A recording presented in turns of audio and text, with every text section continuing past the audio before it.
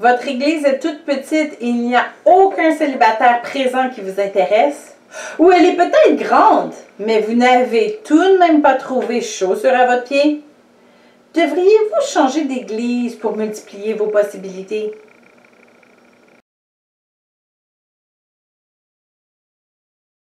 La réponse est simple, non. Si vous allez dans une église dans le but d'y rencontrer un partenaire de vie, c'est que vous n'allez pas à l'église pour la bonne raison. Sur la même ligne de pensée, on ne quitte pas une église pour la simple raison qu'il ne s'y trouve pas de possible partenaire. Lorsque nous devons choisir une église, nous devons d'abord considérer la fondation de cette église. Élève-t-elle le nom de Jésus? Qui est la figure la plus importante, Christ ou le pasteur? Est-ce que les messages enseignés sont basés sur des passages bibliques ou sur des philosophies? Et s'ils sont basés sur la Bible, l'enseignant utilise-t-il des versets hors contexte ou livre-t-il exactement ce que la Bible enseigne sans diluer la vérité? Ensuite, regardez la hiérarchie de l'Église. Est-elle inspirée de celle de la première Église? Quels sont les objectifs des autorités de l'Église? Êtes-vous d'accord avec leur direction, avec la manière dont ils investissent leurs finances? Puis, la communauté de fidèles, vous y sentez-vous à l'aise? Seriez-vous prêt à développer des amitiés à cet endroit? Sont-ils en unité avec leurs autorités? Tout cela en gardant bien sûr à l'esprit qu'il n'y a aucune Église parfaite. Enfin, vous devez vous regarder vous-même. Est-ce que je me vois servir dans cette Église? Y a-t-il un besoin que j'aurais à cœur de rencontrer? Car on ne va pas à l'Église pour s'asseoir et recevoir. Une Église locale est l'extension de notre famille.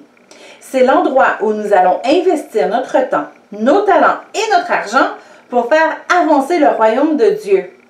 On va à l'Église pour grandir spirituellement. Or, la croissance ne vient pas seulement de ce que nous entendons, mais de ce que nous mettons en pratique. Vous allez apprendre bien plus sur Christ et le caractère d'une personne remplie de l'Esprit en servant les autres qu'en étant assis sagement dans votre siège. Voilà pourquoi nous allons à l'Église, pour faire avancer le royaume de Dieu. C'est là où nous serons formés, brisés et reconstruits proprement. D'après les statistiques que nous avons compilées il y a quelque temps, seulement 10% des couples mariés se rencontrent dans leur église locale. Il y a certainement plusieurs avantages à rencontrer son époux ou épouse dans la même église, mais notre appartenance à une église locale ne devrait jamais être pour rencontrer quelqu'un. Comment je vais faire pour rencontrer l'amour de ma vie alors? Demanderont certains. Dieu a 1000 moyens de répondre à votre prière. Il vous inspirera peut-être à participer à une activité chrétienne en dehors de votre église, tant que cette activité ne vous empêche pas de participer à votre assemblée. Ou encore, Dieu vous inspirera peut-être à participer à une classe quelconque où une autre personne chrétienne y sera aussi.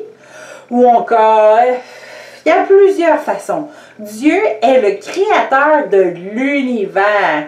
Il connaît tout et il a beaucoup d'idées. Faites-lui confiance et obéissez-le lorsqu'il vous conduit à quelque part. Ensuite, lorsque vous allez rencontrer une personne spéciale qui fait battre votre cœur, si elle n'est pas dans la même église que vous, vous devrez prendre une décision quant à l'église où vous grandirez en tant que couple marié. Mais ça, c'est un tout autre sujet.